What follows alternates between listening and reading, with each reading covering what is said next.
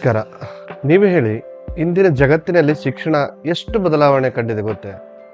ಹಳೆ ಕಾಲದಲ್ಲಿ ವಿದ್ಯಾರ್ಥಿಗಳು ಗುರುಗಳ ಬಳಿ ಹೋಗಿ ಪಾಠ ಕೇಳ್ತಾ ಇದ್ರು. ನಂತರ ಪುಸ್ತಕಗಳು, ನೋಟ್ಸು, ಗ್ರಂಥಾಲಯಗಳ ಸಹಾಯವಾಯಿತು. ಇಂದು ಟೆಕ್ನಾಲಜಿ ಕಾಲ, ಎಲ್ಲವೂ ಆನ್ಲೈನ್. ಆದರೂ ಒಂದು ಸಮಸ್ಯೆ ಮಾತ್ರ ಹಾಗೆ ಉಳಿದಿದೆ. ಏನದು?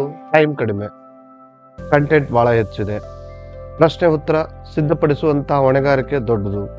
ಹೀಗೆ ನಾವು ಶಿಕ್ಷಕರಾಗಿರಲಿ ಅಥವಾ ವಿದ್ಯಾರ್ಥಿಯಾಗಿರಲಿ ಅಥವಾ ಪೋಷಕರಾಗಿರಲಿ, ಒಂದೇ ಮಾತು, ಶಿಕ್ಷಣದ ಕೆಲಸಕ್ಕೆ ಹೆಚ್ಚು ಸಮಯ ಬೇಕು. ಮತ್ತು ಬಹಳ ಬಾರಿ ಎಷ್ಟೋ ಶ್ರಮ ಪಟ್ಟರೂ ಕೂಡ ನೋಟ್ಸ್ಗಳು ಸಂಪೂರ್ಣ ಆಗೋದಿಲ್ಲ, ಕ್ವಿಜ್ಗಳು ತಕ್ಕ ಮಟ್ಟಿಗೆ ಸಿಗುವುದಿಲ್ಲ, ವಿದ್ಯಾರ್ಥಿಗಳು ಉತ್ತರಗಳನ್ನು ಸರಿಯಾಗಿ ವಿಶ್ಲೇಷಿಸಲು ಸಾಧ್ಯವಾಗುತ್ತಿಲ್ಲ. ಹಾಗಾದರೆ ಇದಕ್ಕೆ ಪರಿಹಾರ ಏನು?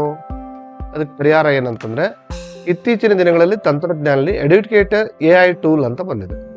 ಇದು ನಿಮ್ಮ ಓದು, ಬೋಧನೆ ವಿಧಾನವನ್ನು ಬದಲಿಸುವಂಥ ಒಂದು ಕ್ರಾಂತಿಕಾರಿ ಸಾಧನ ಅಂತ ನಾವು ಹೇಳ್ಬೋದು.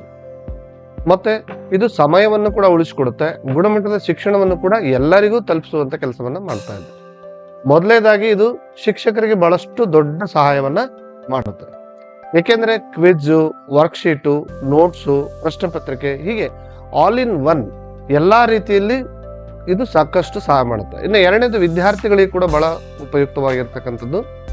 ಅವ್ರು ಬರೆದಿರ್ತಕ್ಕಂತಹ ಉತ್ತರಗಳಿಗೆ ತಕ್ಷಣ ಫೀಡ್ಬ್ಯಾಕ್ ಸಿಗುತ್ತೆ ಮತ್ತು ಸೆಲ್ಫ್ ಸ್ಟಡಿ ಇನ್ನಷ್ಟು ಸುಲಭವಾಗುತ್ತದೆ. ಅಷ್ಟೇ ಅಲ್ಲದೆ ಇದು ಪೋಷಕರಿಗೂ ಸಹಾಯ ಆಗಿದೆ. ಮಕ್ಕಳಿಗೆ ಕಲಿಕೆ ಪ್ರಗತಿಯನ್ನು ಮತ್ತು ಟ್ರ್ಯಾಕ್ ಮಾಡಲು ಇದು ಸ್ಮಾರ್ಟ್ ಲರ್ನಿಂಗ್ ಟೂಲ್ ಆಗಿ ಕೆಲಸ ಮಾಡ್ತಾ ಇದೆ. ಮತ್ತು ಕೊನೆಗೆ ಎಲ್ಲರಿಗೂ ಸಾಮಾನ್ಯ ಲಾಭ, ಶಿಕ್ಷಣ ಇನ್ನಷ್ಟು ಸುಲಭ, ಆಸಕ್ತಿದಾಯಕ ಮತ್ತು ಪರಿಣಾಮಕಾರಿಯಾಗುತ್ತದೆ. ಸೊ ಟೀಚರ್ಸ್ಗಾಗಿ ಏನೇನು ಫ್ಯೂಚರ್ಸ್ನ ನಾವು ಈ ಎಡ್ಯುಕೇಟರ್ AI ಟೂಲಲ್ಲಿ ಕಾಣ್ತೀವಪ್ಪ ಅಂತಂದರೆ, ಶಿಕ್ಷಕರಾದಂಥ ನಮ್ಗಳಿಗೆ ಇದರ ಸಹಾಯದಿಂದ ವರ್ಕ್ಶೀಟ್ಗಳನ್ನು ಭಾಳ ಸುಲಭವಾಗಿ ತೆಗಿಬೋದು, ಅಸೈನ್ಮೆಂಟ್ಗಳನ್ನು ರೆಡಿ ಮಾಡ್ಕೊಳ್ಬೋದು, ಪೇಪರ್ಗಳನ್ನು ರೆಡಿ ಮಾಡ್ಕೊಳ್ಬೋದು, ಶಾರ್ಟ್ ನೋಟ್ಸ್ಗಳನ್ನು ತಯಾರಿಸ್ಕೊಳ್ಬೋದು, ಕ್ವಿಜ್ಗಳನ್ನು ಭಾಳ ಬೇಗನೆ ತಯಾರಿಸ್ಕೊಳ್ಬೋದು, ಇನ್ನು ಫ್ಲ್ಯಾಶ್ ಕಾರ್ಡ್ಗಳನ್ನು ಬಳಸ್ಬೋದು. ಹೀಗೆ ಅತಿ ಸುಲಭವಾಗಿ ಶಿಕ್ಷಕರಿಗೆ ನಮ್ಮ ಬೋಧನೆಯಲ್ಲಿ ಭಾಳ ಈಸಿಯಾಗಿ ಕೆಲಸ ಮಾಡಿಕೊಡುತ್ತಾರೆ. ಇನ್ನು ವಿದ್ಯಾರ್ಥಿಗಳಿಗೆ ಏನು ಲಾಭ ಇದೆ ಅಂತ ಕೇಳಿದ್ರೆ, ವಿದ್ಯಾರ್ಥಿಗಳಾಗಿರ್ತಕ್ಕಂಥವ್ರು UPSC, KPSC ಯಾವುದೇ ಕಾಂಪಿಟೇಟಿವ್ ಎಕ್ಸಾಮಿನೇಷನ್ ಬರೀತಕ್ಕಂಥವ್ರಿಗೆ ಒಂದು ಸ್ಪರ್ಧಾತ್ಮಕ ಪರೀಕ್ಷೆಗೆ ನೀವು ಉತ್ತರವನ್ನು ಸಿದ್ಧಪಡಿಸೋದಕ್ಕೆ ಬಹಳ ಸಹಾಯವಾಗಿದೆ. ಇನ್ನು ಹಾಗಾದ್ರೆ ಇದು ಹೆಂಗೆ ಕೆಲಸ ಮಾಡುತ್ತೆ, ಎಡ್ಯುಕೇಟರ್ AI ಅಂದರೆ ಏನು, ಅದನ್ನು ನಾವು ಹೆಂಗೆ ಬಳಸ್ಬೋದು ಅನ್ನೋದ್ರ ಬಗ್ಗೆ ಭಾಳಷ್ಟು ಡೀಟೇಲ್ ಆಗಿ ನಾವು ಈಗ 1 by 1 ತಿಳ್ಕೊಳ್ತಾ ಹೋಗೋಣ. ಇದರಲ್ಲಿ ವಿಷಯ ಇರುತ್ತೆ, ನಾವು ಟೆಕ್ಸ್ಟು, PDF ಮತ್ತು ಇಮೇಜ್ಗಳನ್ನು ಅಪ್ಲೋಡ್ ಮಾಡೋದ್ರ ಮೂಲಕವಾಗಿ ಬೇಕಾದ ಪ್ರಶ್ನೆಗಳನ್ನು ಕ್ವಿಜ್ ಮೂಲಕ ಒಂದು ಕ್ಲಿಕ್ ಮಾಡಿದ್ರೆ ಸಾಕು, ಕ್ವಿಜ್ ಮೂಲಕ ಅಸೈನ್ಮೆಂಟ್ಗಳನ್ನು ಮಾಡಿಕೊಡುವಂಥ ಕೆಲಸವನ್ನು ಈ ಎಡ್ಯುಕೇಟರ್ AI ಟೂಲ್ ಮಾಡುತ್ತೆ. ಅದು ಹೆಂಗೆ ಬಳಸ್ಬೋದು ಅನ್ನೋದನ್ನು ನಾನೀಗ ಹೇಳ್ಕೊಡ್ತೀನಿ, ಅದನ್ನು ಫಾಲೋ ಅಪ್ ಮಾಡಿ. ಮೊದಲಿಗೆ ವೆಬ್ ಬ್ರೌಸರ್ ಓಪನ್ ಮಾಡ್ಕೊಳ್ಳೋಣ. ಅದರಲ್ಲಿ ಎಡ್ಯುಟರ್ AI ಅಂತೇಳಿ ಕ್ಲಿಕ್ ಮಾಡೋಣ. ನಿಮಗಿಲ್ಲಿ ಮೇಲ್ಗಡೆ ಸ್ಕ್ರೀನ್ ಮೇಲೆ ಏನು ಕಾಣ್ತಾ ಇದೆಯಲ್ಲ, ಈ ಎಡ್ಯುಟರ್ AI ಕ್ಲಿಕ್ ಮಾಡಿದ್ರೆ ನಿಮಗೆ ಈ ಥರ ಒಂದು ಇಂಟರ್ಫೇಸ್ ಬರುತ್ತೆ. ಇಲ್ಲಿ ಮೇಲೆ ಕಾಣ್ತಾ ಇದೆಯಲ್ಲ, ಇದು ಎಡ್ಯುಟರ್ AI ಅನ್ನುವಂಥ ಒಂದು ವೆಬ್ಸೈಟ್. ಇದು ಕೇವಲ ಎಜುಕೇಷನ್ಗಾಗಿ ಮಾಡಿರುವಂಥ ಒಂದು ವೆಬ್ಸೈಟು. ಇದರಲ್ಲಿ ಸಾಕಷ್ಟು ರೀತಿಯ ಉಪಯೋಗಗಳನ್ನು ನಾನು ಹೇಳಿದಂತೆ ಶಿಕ್ಷಕರಿಗೆ, ವಿದ್ಯಾರ್ಥಿಗಳಿಗೆ ಮತ್ತು ಪೋಷಕರಿಗೆ ಇದು ಸಾಕಷ್ಟು ಸಹಾಯ ಆಗುತ್ತೆ.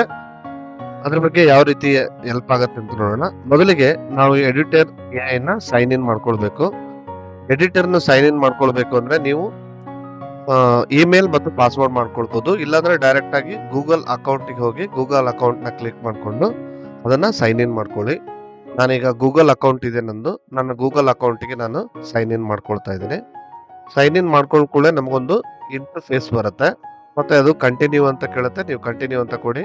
ನಿಮ್ಮ ಗೂಗಲ್ ಅಕೌಂಟ್ ಏನಾಗುತ್ತೆ, ಈ ಒಂದು ವೆಬ್ಸೈಟಿಗೆ ಅದು ಲಿಂಕ್ ಆಗುತ್ತೆ. ಲಿಂಕ್ ಆದ ಕೂಡಲೇ ನಿಮಗೊಂದು ಇಂಟರ್ಫೇಸ್ ಓಪನ್ ಆಗುತ್ತೆ. ನೋಡಿ, ಇಲ್ಲಿ ನಿಮಗೆ ಇಂಟರ್ಫೇಸ್ ಓಪನ್ ಆದ ಕೂಡಲೇ ನಿಮಗೆ ಇಲ್ಲಿ ಸಾಕಷ್ಟು ರೀತಿಯ ಟ್ಯಾಬ್ಸ್ಗಳು ಕಾಣ್ತಾ ಇದೆ. ಈ ಟ್ಯಾಬ್ಸ್ಗಳಲ್ಲಿ ನಾವು ಯಾವ್ದಾವುದನ್ನ ಎಜುಕೇಶನ್ ಪರ್ಪಸ್ ಆಗಿ ಬಳಸಬಹುದು ಅನ್ನೋದು ನಮಗೆ ಗೊತ್ತಾಗ್ತಾ ಹೋಗ್ತದೆ. ಇಲ್ಲಿ ಫಸ್ಟಿಗೆ ಇಂಟರ್ಫೇಸ್ ಓಪನ್ ಮಾಡಿದ್ದೀನಿ. ಇದರಲ್ಲಿ ಸಾಕಷ್ಟು ವಿಷಯಗಳನ್ನ ಕೊಟ್ಟಿದ್ದೇನೆ. ಈಗಾಗಲೇ ನಾ ಹೇಳಿದಂತೆ ಜನರೇಟ್ ಕಂಟೆಂಟ್ ಅಂತ ಇದೆ, ಮೇಕ್ ಅ ಕ್ವಿಜ್ ಅಂತಿದೆ, PDF ಇಮೇಜ್ ಟು ಟೆಕ್ಸ್ಟ್ ಅಂತ ಇದೆ, ಮೇಕ್ ಅ ಫ್ಲಾಶ್ ಕಾರ್ಡ್ಸ್ ಅಂತಿದೆ. ಮಕ್ಕಳಿಗೆ ಫ್ಲಾಶ್ ಕಾರ್ಡ್ಗಳನ್ನು ಬಳಸೋದು ಕೂಡ ಬಹಳಷ್ಟು ಸಹಾಯ ಆಗುತ್ತೆ. ಇಷ್ಟೆಲ್ಲ ಟಾಪಿಕ್ ವೈಸ್ ಚಾರ್ಟ್ಗಳನ್ನು ಕೊಡುತ್ತೆ, ಆನ್ಸರ್ ಇವ್ಯಾಲ್ಯುಯೇಷನ್ ಮಾಡೋದು, ಮತ್ತೆ ನಾವು ಯಾವ್ದಾದ್ರು ಸಬ್ಜೆಕ್ಟ್ ಹೇಳ್ಬೇಕಂದ್ರೆ ಪ್ರೆಸೆಂಟೇಷನ್ಗಳನ್ನ ಜನರೇಟ್ ಮಾಡಿಕೊಡುತ್ತೆ, ಕ್ವಶನ್ ಅಂಡ್ ಆನ್ಸರ್ ಅಸಿಸ್ಟೆನ್ಸ್ ಮಾಡಿಕೊಡುತ್ತೆ. ಹೀಗೆ ಎಕ್ಸಾಮ್ಗಳನ್ನ ಟೆಸ್ಟ್ಗಳನ್ನ ಕಂಡಕ್ಟ್ ಮಾಡೋದಕ್ಕೆ ಮತ್ತು ಅಟೆಂಡ್ ಮಾಡೋದಕ್ಕೆ ಮತ್ತು ಸ್ಟಡಿ ಪ್ಲಾನ್ಗಳನ್ನು ಕೂಡ ಮಾಡಿಕೊಡೋದಕ್ಕೆ ಈ ಎಡ್ಯೂಟರ್ AI ಸಹಾಯ ಮಾಡುತ್ತೆ. ನಾನೀಗ ಕೆಲವೊಂದನ್ನು ಮಾತ್ರ ಸಂಕ್ಷಿಪ್ತವಾಗಿ ಹೇಳ್ತೀನಿ. ನಿಮ್ಗೆ ಇನ್ನೂ ಡೀಟೇಲ್ ಆಗಿ ಬೇಕು ಅಂತಂದ್ರೆ ಕಮೆಂಟ್ ಬಾಕ್ಸ್ ಅಲ್ಲಿ ತಿಳಿಸಿ. ನಿಮ್ಗೆ ಏನಾದರೂ ಡೌಟ್ಸ್ ಇದ್ರೆ ಕಮೆಂಟ್ ಮಾಡಿ, ನಾನು ಖಂಡಿತ ಅದ್ರ ಬಗ್ಗೆ ನಿಮಗೆ ಎಕ್ಸ್ಪ್ಲೇನ್ ಮಾಡ್ಕೊಡ್ತೀನಿ. ಈಗ ಜಸ್ಟ್ ಜನರೇಟ್ ಕಂಟೆಂಟ್ ಅಂತಿದೆ, ನಾ ಇದ್ರ ಮೇಲೆ ಕ್ಲಿಕ್ ಮಾಡ್ತೀನಿ. ನಾನೀಗ ಆಲ್ರೆಡಿ ಸಾಕಷ್ಟು ಬೇರೆ ಅನೇಕ ವಿಷಯಗಳ ಬಗ್ಗೆ ಅದ್ರ ಬಗ್ಗೆ ಪ್ರಶ್ನೆ ಪತ್ರಿಕೆಗಳನ್ನ ಕಂಟೆಂಟ್ ಅನ್ನ ರೆಡಿ ಮಾಡ್ತಾ ಇದ್ದೀನಿ. ಈಗ ಜನರೇಟ್ ಸ್ಟಡಿ ಮಟೀರಿಯಲ್ಸ್ ಅಂತಿದೆ. ನೀವೀಗ ಇದ್ರೊಳಗಡೆಗೆ ಕಂಪ್ಲೀಟ್ ಆಗಿ ಡೀಟೇಲ್ ಆಗಿ ಕೊಡಬೇಕು. ಫಾರ್ ಎಕ್ಸಾಂಪಲ್ ನಾನೀಗ ಒಂದು ಹ್ಯೂಮನ್ ಹಾರ್ಟ್ ಬಗ್ಗೆ ಕೊಡ್ತೀನಿ. Human heart working on its functions. ನೋಡಿ, ಇದಕ್ಕೆ ಅಟ್ಲೀಸ್ಟ್ ನೀವು ಮಿನಿಮಮ್ ಅಂದ್ರೂ ಒಂದು 15 ಲೆಟರ್ಸ್ ಇರುವಂತ ರೀತಿಯಲ್ಲಿ ಟೈಪ್ ಮಾಡ್ಬೇಕಾಗತ್ತೆ. ನೀವೀಗ ಜಸ್ಟ್ ಇಲ್ಲಿ ಏನ್ ಮಾಡ್ಬೋದು, ಇಲ್ಲಾಂದ್ರೆ ನಿಮ್ಮಲ್ಲಿ ಆಲ್ರೆಡಿ ಒಂದು ಯಾವ್ದಾದ್ರು ಕಂಟೆಂಟ್ ಇತ್ತು ಅಂತಂದ್ರೆ ಇಮೇಜ್ ಫೈಲ್ ಇರ್ಬೋದು, ಇಲ್ಲ PDF ಇರ್ಬೋದು, ಅದನ್ನ ನೀವು ಇದರಲ್ಲಿ ಇನ್ಸರ್ಟ್ ಮಾಡ್ಬೋದು. ಇನ್ಸರ್ಟ್ ಮಾಡಿದ್ರು ಕೂಡ ಅದೇನ್ ಮಾಡುತ್ತೆ, ನಿಮಗೆ ಕ್ವಶನ್ ಪೇಪರ್ ಆಗಿ ರೆಡಿ ಮಾಡಿ ಕೊಡುತ್ತೆ. ಆಲ್ಮೋಸ್ಟ್ ಆಲ್ ನಮ್ಮ ಟೀಚರ್ಸ್ ಏನಾಗಿರುತ್ತೆ ಅಂದ್ರೆ ನೋಟ್ಸ್ ಗಳಿರುತ್ತೆ. ಆ ನೋಟ್ಸ್ ನೀವೇನ್ ಮಾಡ್ಬೋದು, ಇಮೇಜ್ ಅಲ್ಲಿ ಕ್ಲಿಕ್ ಮಾಡ್ಕೊಂಡು ನೀವು ಇಮೇಜ್ ಅನ್ನ ಇದರಲ್ಲಿ ಇನ್ಪುಟ್ ಮಾಡಿದ್ರೆ ಆಟೋಮೆಟಿಕ್ ಆಗಿ ನಿಮಗೆ ನೋಟ್ಸ್ ಆಗಿ ರೆಡಿ ಮಾಡಿ ಕೊಡುತ್ತೆ. ನೋಡಿ, ಇಲ್ಲಿ ಬೇರೆ ಬೇರೆ ಆಪ್ಷನ್ಸ್ ಗಳಿದೆ.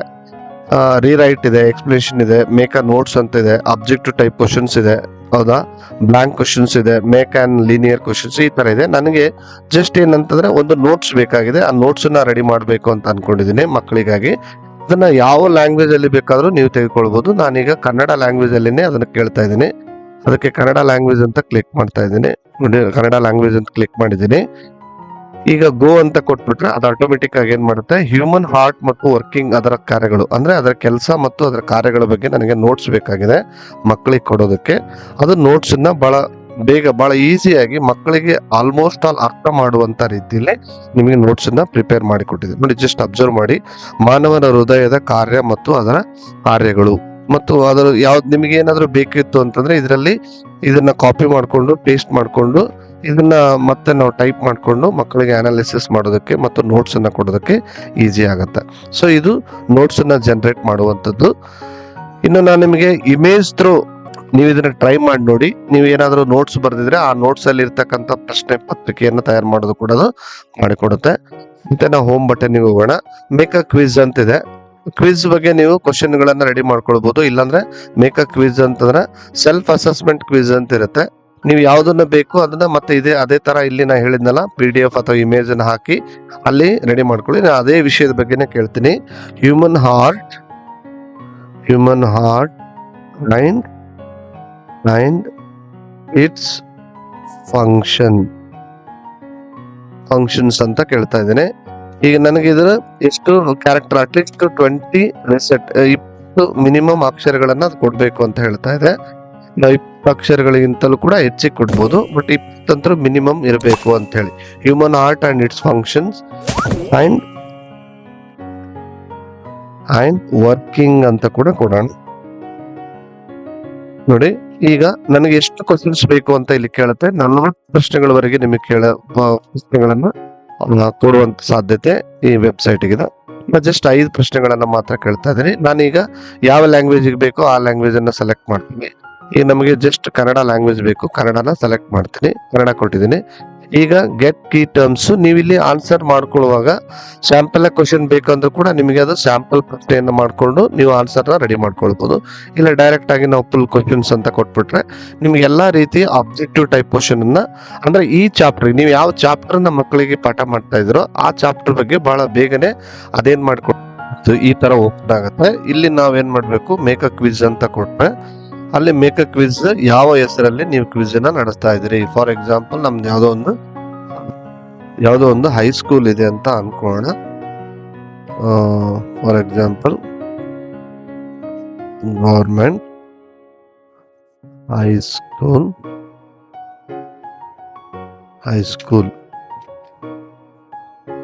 ಹೈಸ್ಕೂಲ್ ಯಾವುದೋ ಒಂದು ಸಿಟಿನ ಹಾಕಿ ಬೆಂಗಳೂರು ಅಂತಾನೆ ಹಾಕ್ತೀನಿ ಅಂತ ಅನ್ಕೊಳ್ಳೋಣ. ಓಕೆ, ಯಾವ್ದು ಸಬ್ಜೆಕ್ಟ್ಗೆ ನೀವು ಕೊಡ್ತಾ ಇದ್ದೀರಿ ಅಂತೇಳಿ ಅದಕ್ಕೆ ಸ್ಪಷ್ಟವಾಗಿ ಮಾಹಿತಿ ಕೊಡಿ. ನೆಕ್ಸ್ಟ್ ಸೈನ್ಸ್ ಅಂತ ಕೊಟ್ಟ ತಕ್ಷಣ ಕ್ರಿಯೇಟ್ ಅಂತ ಕೊಡುತ್ತೆ. ಕ್ರಿಯೇಟ್ ಅಂದ ತಕ್ಷಣ ನಿಮಗೆ ಯಾವ ರೀತಿಯಲ್ಲಿ ಕ್ವಿಜ್ಗೆ ಬೇಕಾಗಿರ್ತಕ್ಕಂಥ ಒಂದು ಇಂಟರ್ಫೇಸ್ ಓಪನ್ ಆಗುತ್ತೆ. ನೀವು ಇಲ್ಲಿ ಸ್ಟಾರ್ಟ್ ಅಂತ ಕೊಟ್ಬಿಟ್ರೆ ನಿಮ್ಗೆ ಆಟೋಮೆಟಿಕ್ ಆಗಿ ನಿಮಗೆ ಇಲ್ಲಿ ಪ್ರಶ್ನೆಗಳು ಸ್ಟಾರ್ಟ್ ಆಗ್ತದೆ ನೋಡಿ. From which part does the heart purify blood? ಇಲ್ಲಿ 4 ಆಪ್ಷನ್ಗಳನ್ನ ಕೊಟ್ಟಿದೆ. ನೀವು ಯಾವ್ದನ್ನ ಬೇಕಾದ್ರೂ ಆನ್ಸರ್ ಅನ್ನ ಮಾಡ್ಬೋದು. ಆಟೋಮೆಟಿಕ್ ಆಗಿ ಅದು ತೋರಿಸ್ತಾ ಇದೆ. ನ್ಯಾವೆಲ್ ಅಂದ ತಕ್ಷಣ ಇಲ್ಲಿ ಅಲ್ಲ, ಅದು ಆನ್ಸರ್ ಹಾರ್ಟ್ ಚೇಂಬರ್ ಅಂತ ತೋರಿಸ್ತಾ ಇದೆ ವಿತ್ ಎಕ್ಸ್ಪ್ಲನೇಷನ್. ಮತ್ತೆ ನೆಕ್ಸ್ಟ್ ಅಂತ ಹೋಗ್ಬೋದು. ನೀವು ನೆಕ್ಸ್ಟ್ ಮತ್ತೆ ಆನ್ಸರ್ ನೋಡಿ. What is the main function of the heart? Food production, various junctions, energy production and effectively circulation blood. So effectively circulating blood is the right answer. So ನಾನು ಅದನ್ನು ಕರೆಕ್ಟಾಗಿ answer tick ಮಾಡಿದ್ದೀನಿ. So ಇಲ್ಲಿ answer tick ಮಾಡಿದ ಕೂಡಲೇ ಅದು ಯಾವುದೇ ರೀತಿ ರೆಡ್ ಮಾರ್ಕ್ನ ತೋರಿಸ್ತಾ ಇಲ್ಲ. ನೆಕ್ಸ್ಟ್ ಬಟನ್ ಕ್ಲಿಕ್ ಮಾಡಿ. ಈ ತರ ನೀವು ಎಲ್ಲ ಕ್ವಶನ್ಗಳಿಗೆ ಆನ್ಸರ್ಗಳನ್ನ ಮಾಡ್ತಾ ಹೋಗಿ. ನಿಮಗೆ ಕನ್ನಡ ವಿತ್ ಇಂಗ್ಲಿಷ್ ಎರಡೂ ಬೇಕಾದ್ರೆ ಎರಡೂ ಕೊಟ್ಟಿರುತ್ತೆ. 5 ಪ್ರಶ್ನೆಗಳಿಗೆ ಕೊಟ್ಟಿರ್ತೀವಿ. ಇಲ್ಲ ನೀವು ಕನ್ನಡ ಅಷ್ಟೇ ಚಾಯ್ಸ್ ಮಾಡ್ಬೋದು, ಇಲ್ಲ ಇಂಗ್ಲಿಷ್ ಅಷ್ಟೇನೆ ಚಾಯ್ಸ್ ಮಾಡ್ಬೋದು. ಇದೆಲ್ಲ ಅಷ್ಟ ಆದ್ಮೇಲೆ ಸಬ್ಮಿಟ್ ಮಾಡಿಬಿಡಿ. ಸಬ್ಮಿಟ್ ಮಾಡಿದ್ಮೇಲೆ ಯಾವ್ಯಾವ ಆನ್ಸರ್ಗಳಿಗೆ ಸಬ್ಮಿಟ್ ಮಾಡಿದ ಸ್ಟೇಟಸ್ ಮಾಡಿದಿರಾ ಅನ್ನೋದು ನಿಮಗೆ ಕಂಪ್ಲೀಟ್ ಆಗಿ ಡೀಟೇಲ್ ಆಗಿ ಮಾಹಿತಿ ಕೊಟ್ಬಿಡುತ್ತೆ. ಮಕ್ಕಳಿಗೆ ಕ್ವಿಜ್ ನಡೆಸೋದಕ್ಕೆ ಇದು ತುಂಬಾ ಸಹಾಯಕಾರಿ ಅಂತ ನನ್ನ ಅಭಿಪ್ರಾಯ. ಯಾಕಂದ್ರೆ ನಾನೀಗ ಸುಮಾರು ನನ್ನ ಅನುಭವದಲ್ಲಿ ನಾನು ಕಳೆದ 27 ವರ್ಷಗಳಿಂದ ಶಿಕ್ಷಣ ಕೆಲಸದಲ್ಲಿ ಕಳೆದ 27 ವರ್ಷಗಳಿಂದ ಶಿಕ್ಷಣ ಕಾರ್ಯದಲ್ಲಿ ನಿರತನಾಗಿದ್ದೇನೆ. ಕಳೆದ 15-16 ವರ್ಷಗಳಿಂದ ಈ ಟೆಕ್ನಾಲಜಿನ ಬಳಸ್ತಾ ಇದ್ದೀನಿ. ನನಗೆ ಬಹಳಷ್ಟು ಖುಷಿ ತರ್ತಾ ಇದೆ. ಈ ವೆಬ್ಸೈಟ್ ಏನಂದ್ರೆ ಮಕ್ಕಳಿಗೆ ಬಹು ಬೇಗನೆ ಕ್ವಿಜ್ ಅನ್ನ ಮಾಡೋದ್ರಿಂದಾಗಿ ಮಕ್ಕಳು ಬಹು ಬೇಗನೆ ವಿಷಯವನ್ನ ಅರ್ಥ ಮಾಡ್ಕೊಳ್ತಾರೆ ಅನ್ನೋದು ನನ್ನ ಅಭಿಪ್ರಾಯ. ಇಲ್ಲಿ ನೋಡಿ 10 ಪ್ರಶ್ನೆಗಳಿದೆ ಮತ್ತು ಎಷ್ಟು ಪ್ರಶ್ನೆಗೆ ಮಾತ್ರ ನಾವು ಇಲ್ಲಿ ಕರೆಕ್ಟ್ ಆನ್ಸರ್ ಮಾಡಿದೀವಿ, ಮತ್ತು ಎಷ್ಟು ಸ್ಕೋರ್ ಇದೆ, ಮತ್ತು ಎಷ್ಟು ಟೈಮ್ ಅನ್ನ ತೆಗೆದುಕೊಂಡಿದ್ದಾರೆ ಅನ್ನೋದು ಸಂಪೂರ್ಣವಾಗಿ ಅನಾಲಿಸಿಸ್ ಮಾಡಿಕೊಡುತ್ತೆ. ಇದು ನಿಮಗೆ ಕ್ವಿಜ್ಗೆ ಹೆಲ್ಪ್ ಆಗುತ್ತೆ. ನೀವು ಹೋಮ್ ಬಟನ್ನಿಗೆ ಬನ್ನಿ. ಮತ್ತೆ ಹೋಮ್ ಬಟನ್ ಬಂದ್ರೆ ನಿಮಗೆಲ್ಲ ಮತ್ತಷ್ಟು ಇಲ್ಲಿ ಸಾಕಷ್ಟು ರೀತಿಯ ಬೇರೆ ಬೇರೆ ಟ್ಯಾಬ್ಸ್ ಗಳಿದೆ. ಈ ಕಂಟೆಂಟ್ ಗಳನ್ನ ನೀವು ನಾನೀಗ ಹೇಳಿದಂತೆ ಪ್ರತಿಯೊಂದನ್ನ ರೆಡಿ ಮಾಡ್ಕೊಳ್ತಾ ಒಂದ್ಸಲ ಚೆಕ್ ಮಾಡಿ ನೋಡಿ. ನಿಮ್ಗೆ ಏನಾದರೂ ಡೌಟ್ ಇದ್ರೆ ನನಗೆ ಕಮೆಂಟ್ ಮಾಡಿ, ನಾನು ನಿಮ್ಗೆ ಅದರ ಬಗ್ಗೆ ಡೀಟೇಲ್ ಆಗಿ ಮಾಹಿತಿ ಕೊಡ್ತೀನಿ. ಪ್ರತಿಯೊಂದನ್ನು ಹೇಳಿದ್ರೆ ಇಲ್ಲಿ ವಿಡಿಯೋ ಲೆಂತ್ ಆಗುತ್ತೆ. ಓಕೆ, ಇದು ನಿಮಗೆ ಉಪಯುಕ್ತವಾಗಿರ್ತಕ್ಕಂಥ ಮಾಹಿತಿ ಅಂತ ಅನ್ಕೊಂಡಿದ್ದೀನಿ. ಈ ತರ ಸಾಕಷ್ಟು ರೀತಿಯ AI ಎಜುಕೇಶನ್ ಅಲ್ಲಿ. ಇದನ್ನ ನಾವು ಇಂತಹ ಟೆಕ್ನಾಲಜಿಗಳನ್ನ ನಾವು ತರಗತಿಗಳಲ್ಲಿ ಬಳಸ್ಕೊಳ್ಳೋದ್ರ ಮೂಲಕವಾಗಿ ನಮ್ಮ ಕೆಲಸನೂ ಬಹಳ ಸುಲಭವಾಗುತ್ತೆ, ಮತ್ತೆ ಮಕ್ಕಳಿಗೂ ಬಹಳ ಅತ್ಯಾಕರ್ಷಕವಾಗಿ ಬೋಧನೆಯನ್ನ ಮಾಡಬಹುದು ಅನ್ನೋದು ನನ್ನ ಅಭಿಪ್ರಾಯ. ಇದರಿಂದ ಏನಾಗ್ತದೆ, ನಮ್ಮ ಸಮಯ ಉಳಿಯುತ್ತದೆ, ಬೋಧನೆ ಮತ್ತು ಅಧ್ಯಯನ ಸಕ್ರಿಯವಾಗಿ ಹೆಚ್ಚು ಆಸಕ್ತಿದಾಯಕವಾಗ್ತದೆ, ಮತ್ತು ನೀವು ಹೆಚ್ಚಿನ ಸಮಯವನ್ನು ಟೀಚಿಂಗ್ ಅಥವಾ ಸೆಲ್ಫ್ ಸ್ಟಡಿ ಮೇಲೆ ಕಾನ್ಸಂಟ್ರೇಟ್ ಮಾಡ್ಬೋದು. ಹಾಗಾಗಿ ಈ ಎಡ್ಯುಕೇಟರ್ AI ಟೂಲ್ ಅನ್ನೋದು ಸಾಕಷ್ಟು ರೀತಿಯ ಬಳಕೆಯಲ್ಲಿ ಆಗ್ತದೆ. ಇದು ಪೋಷಕರಿಗಾಗಲಿ, ಶಿಕ್ಷಕರಿಗಾಗಲಿ ಮತ್ತು ಕಲಿತಕ್ಕಂಥ ವಿದ್ಯಾರ್ಥಿಗಳಲ್ಲಿ ಸಾಕಷ್ಟು ಲಾಭ ಇದೆ. ಈ ಎಡ್ಯುಕೇಟರ್ AI ಟೂಲ್ ಅನ್ನು ನೀವು ಒಮ್ಮೆ ಪ್ರಯತ್ನಿಸಿ ನೋಡಿ. ನಿಮ್ಮ ಕಲಿಕೆ ಬೋಧನೆ ವಿಧಾನದಲ್ಲಿ ಬದಲಾವಣೆಯನ್ನು ನೀವು ಕ್ಷಣ ಅನುಭವಿಸುತ್ತೀರಿ. ಇನ್ನಷ್ಟು ಇಂತಹ ಉಪಯುಕ್ತ ಶಿಕ್ಷಣ ಟೆಕ್ನಾಲಜಿ ಮಾಹಿತಿಗಾಗಿ ನಮ್ಮ ಚಾನೆಲ್ ಸಬ್ಸ್ಕ್ರೈಬ್ ಮಾಡಿ ಮತ್ತು ಶೇರ್ ಮಾಡಿ.